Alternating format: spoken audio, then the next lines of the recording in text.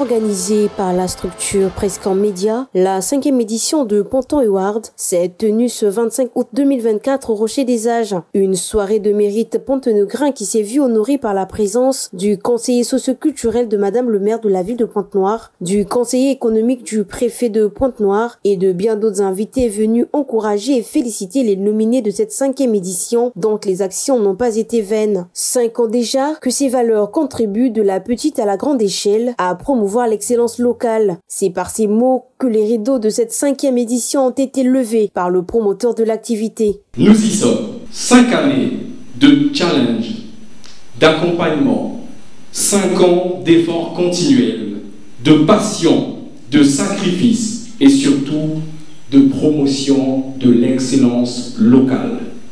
À l'ensemble des nominés de la 5e édition, notez que ce sont vos efforts qui sont reconnus, peu importe l'issue finale des votes. Votre participation témoigne de l'importance des actions que vous menez dans notre localité et pas que.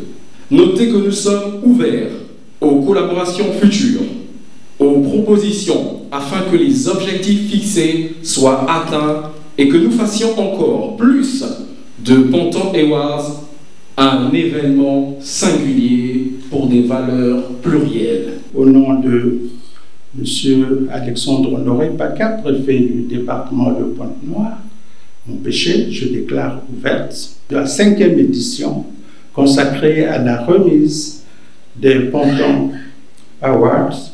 5 prix, celui de l'excellence sport, engagement jeunesse, modèle artistique, excellence entrepreneuriat ainsi que celui du partenaire de l'année ont été décernés. Un rendez-vous honorifique qui manifestement a rendu fiers les lauréats à l'instar de Clamarène Coucou et Beau Trésor Kouta qui tour à tour n'ont pas hésité d'exprimer leurs sentiments. Ces genres d'événement est vraiment capital. Une jeune fille dans l'agriculture, c'est pas facile.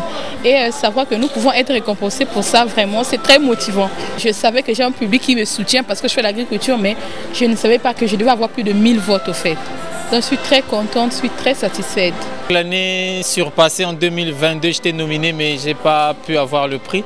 Et cette année-ci, je suis revenu pour l'avoir, mais je suis tellement content que je ne peux l'exprimer.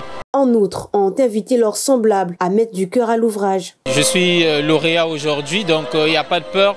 Répondez juste à l'offre, à l'appel à candidature, et puis vous faites voter, et puis ça va marcher, quoi.